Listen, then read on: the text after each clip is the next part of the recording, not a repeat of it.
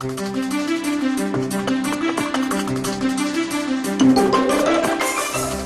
tuloy na po tayo sa ating next topic. Page 16 po. Practical steps to impart the vision. Page 16. Kung makikita natin ang mga churches, meron mga church na malakas yung vision for church planting. Yan ang life of the church, continuously multiplying churches. Dahil, laging nag-impart ng vision.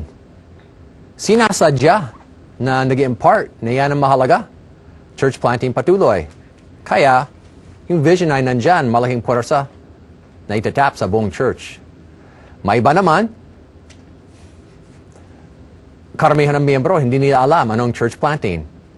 Walang vision for church planting dahil walang sinasadyang ginagawa para mag-impart ng vision. So yung vision, talagang pwedeng magkaroon. Sadyain natin. Meron mga practical steps na pwedeng gawin at magkakaroon ng ganong vision sa church natin din. Paano kaya? O ano-ano ang mga practical steps na pwedeng gawin? Ang una, maraming suggestions dito. Ang unang pwedeng gawin ay number 1 is preach and teach. So pwedeng mag-preach, mag-teach tungkol sa kahalagahan ng church planting or related topics sa iba't ibang lugar. Worship service, cell groups, at iba pa. Kung yan ang gagawin nyo sa inyong church, preaching and teaching about church planting and related topics, ano-ano kaya ang pwedeng maging passages of Scripture that you'll teach about or topics that you'll teach about? Isipin natin. Pwede ba, dyan sa inyong grupo of 3 or 4, yung grupo kanina, pwede ba pag-usapan nyo? Mag-brainstorming at maglista dito, what are some possible topics or passages of Scripture that you could use to preach and teach on to impart vision for church planting? Okay? Take about 3 minutes, mag-brainstorming, maglista. Sige po. Please pause the video for 3 minutes.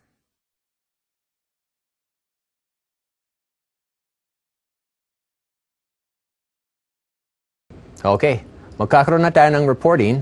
Ano ang mga ideya nyo sa inyong brainstorming? Passages of Scripture or topics na pwedeng gamitin to impart the vision? Pwede ba kahit sino, sumigaw kayo? Anong ideya nyo? Please pause the video for 2 minutes for reporting.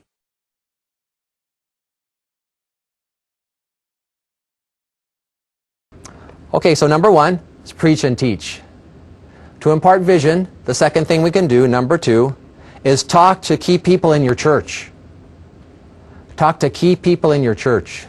Mahalaga na yung buong church ay may vision, pero meron ilan tao na pinakamahalaga na supportive sila sa church planting. Kasi karaniwan sa church, kung meron ilan, kung ayaw nila, talagang pipigilin nila. Mahihirapan tayo.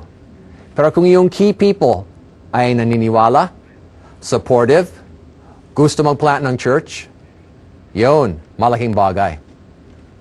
Sa inyong church, sino-sino yan? Pastoral staff, maaring board members, maaring cell group leaders, maaring malaking giver, o maaring may isang tao sa church, wala siyang pwesto, pero malaking boses. Meron din ganyan. So isipin natin, sa church nyo talaga, sino ang kailangan kausapin?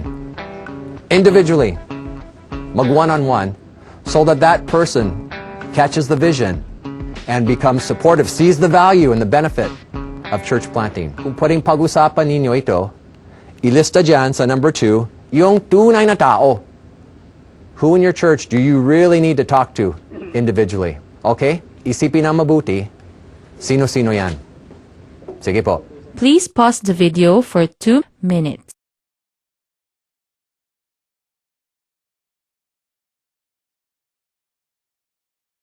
So ang practical steps to impart vision, number 1, preach and teach. Number 2, talk to key people in your church. Yung na-identify na yung tunay na tao. Then number 3 is guest testimonies. You can have guest testimonies in your church. Kung wala pang vision, have a team leader that's planted a church. Someone who's a church that was halos patay, that nagplant ng daughter church, have them come in, give a testimony in your church. Or one very fruitful team leader or team member, an ordinary team member that was a key member that played an important role in planting a daughter church. Or something we've done in our church, you get the new believers from a new daughter church. Bring them into the mother church and have them share their testimony. Thank you, I came to know the Lord because of the efforts of your church. It's very touching. And it can really be used to impart vision. So another thing we can do to impart vision, number 3, is guest testimonies. Another thing we could maybe do, number 4, is exposure. What we mean by exposure is take some of your members out to the actual church plant. Don't just talk about it. Take them there. Let them see it. Let them be a part of a new church worship service, or at the beginning stages where evangelizing and making contacts is happening. Let them go. If they can take part, all the better. So the Lord has used this in many people's lives. Exposure. Those who previously were uninterested in church planting, take them out, give them some exposure, and then they develop a heart. They see the benefit, and they become supportive, the vision of church planting. Oo, meron kaming isang miyembro dati na walang ibang ginawa kundi kumontra sa church. Sa lahat ng mga lakad mission trip, ayaw niya doon. Pero sinikap naming maisama siya sa mission trip doon sa paghayo. Naranasan niya minsan, nagkaroon ng malaking pagbabago sa buhay niya. At nagkaroon ng malaking pagbabago doon sa church, malaking motivation dahil sa ginampan ng tungkulin nito ng kapatid nating ito. Nabago yung kanyang pananaw at siya mismo ang nag-encourage sa mga tao na maki-involve sa gawain ng church planting. Another thing we can do, number 5, is use statistics from Dawn Research. We can use some of the encouraging statistics about progress in church planting to impart the vision for more church planting. Also, we have statistics that are not so encouraging, showing the need for more church planting. So we can use both types of statistics. So maraming pwedeng gawin para mag-impart ng vision for church planting in your mother church. Yan ang ilang ideya. Ngayon, ano pa ang pwedeng gawin? Mag-brainstorming na tayo at mag-isip pa. Ano-ano pa ang pwedeng gawin sa church nyo? Posible. Para mag-impart ng vision, practical steps, mga actual na gagawin para mag-develop ng ganitong vision. Okay, sa inyong grupo, pwede ba mag-usap-usap kayo, mag-brainstorm, ano pa ang pwedeng gawin? Okay, take 5 minutes para mag-brainstorming, iba pang activities. Sige po. Please pause the video for 5 minutes.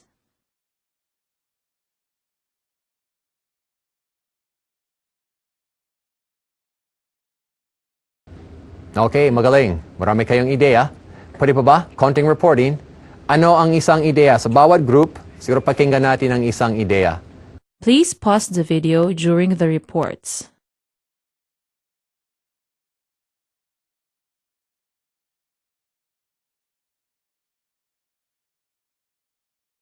Magaganda ang mga ideya. Yan ang pwedeng gawin to impart the vision. At meron din iba. So mag-isip pa, hindi hanggang dito lang. Habang tumatagal, mag-isip pa ng mga practical ways to impart this vision for church planting within our church. Ang nakita ko sa ibang church, kuminsan ginagamit nila mapa, kagaya ng nakita natin kanina, displaying maps. Others use dramas. Very effective din para ipakita ang kahalagahan ng church planting. Some have composed a theme song. One of their members in one church was very effective in motivating the church for church planting. Some use pictures of the church planting projects, posted it in the church. Others have suggested using a guided devotional for the leaders in the church, the elders, para makita nila ayon sa Biblia, mahalagang church planting. Siguro higit sa lahat, ang pinakamahalagang practical step for imparting the vision ay panalangin. So mobilizing ourselves and our prayer warriors to pray that God would impart this vision. In imparting the vision, sabi po dito sa ating notes on page 17, to impart vision, the pastor is the key. Okay, dadako na tayo sa action planning para sa imparting vision for church planting in your local church. Talaga. Sa inyong church, anong pwedeng gawin talaga para mag-impart ng ganitong vision? So, meron tayong ideya, narinig sa lecture, meron brainstorming, meron reporting. So, mula sa lahat ng ideya na yan, o iba pang ideya na hindi pa binanggit, ano ang pwede niyong gawin sa church niyo talaga para mag-impart ng vision for church planting? Kung walang imparting of the vision, walang mangyayari. Wala. Kasi ang mga tao, walang ganitong vision. Walang gagawin. Pero kung magkakaroon ng ganitong vision, dahil nag-impart kayo ng vision na maayos, maraming pwedeng mangyari. Malaking bagay po. So, anong pwedeng gawin talaga? Gawin natin maiksi, in 2 minutes, mag-share sa inyong grupo, what will you do in your church para mag-impart ng vision? Please pause the video for 2 minutes.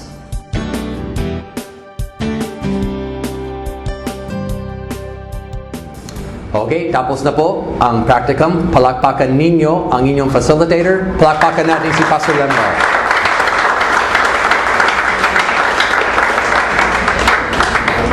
Ngayon, magkakaroon tayo ng konting evaluation tungkol sa facilitator sa ating practicum. Ano po ang lahat ng mabuti na ginawa niya? Huwag muna yung masama. Buti. Ano ang lahat ng mabuti na ginawa niya? Kahit sino sa inyong training doon, pwedeng tumayo, banggitin ang isang mabuti na ginawa niya. Siguro kagaya ng pinag-aralan kanina, tips for leading the network meeting. Sa mga tips, o iba pa, anong ginawa niya? Pag kayo ay nag-share na, after that, ang inyong leader dyan sa inyong training, siya rin ang tatayo at babanggitin niya ang mabuting napansin niya. So please pause the video for your positive feedback.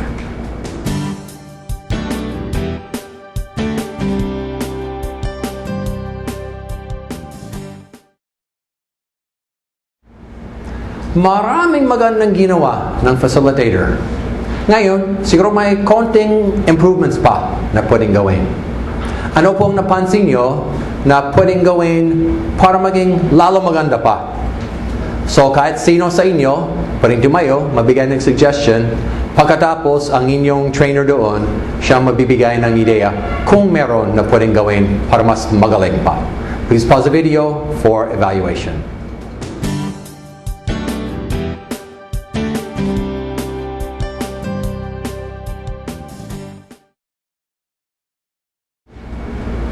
Okay, dadako na po tayo sa ating interaction. Sa ating practicum na ginawa, ano po ang napulot mo na makakatulong sa iyo sa iyong facilitating sa inyong network? Pwede pa ba? Mag-share dyan sa inyong grupo na lang. Please pause the video for 2 minutes.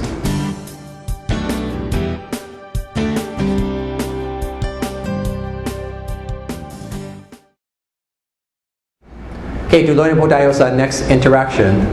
Ano ang pakiramdam mo tungkol sa facilitating ng network? Itong options. Letter A, biyaya ng Diyos, kaya ko. Or letter B, di ko kaya. Di ko kaya. So tawagan natin si Pastor Elmer. Pastor Elmer, anong sagot mo? Pakiramdam mo, A or B? Hey, sa biyaya ng Diyos, kaya ko. Kaya. Okay, salamat Pastor Elmer. Pastor Albert, ano? Pakiramdam mo? Sa biyaya ng Diyos, kaya ko. Okay, very good. Biyaya ng Diyos, kaya ni Pastor Albert. Pastor Jimmy, pakiramdam mo?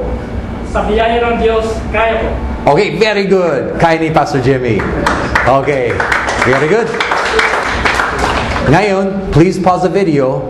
Tatanungin ang bawat isa sa inyo ng inyong trainer kung biyaya ng Diyos, kaya mo o hindi mo kaya. Please pause the video.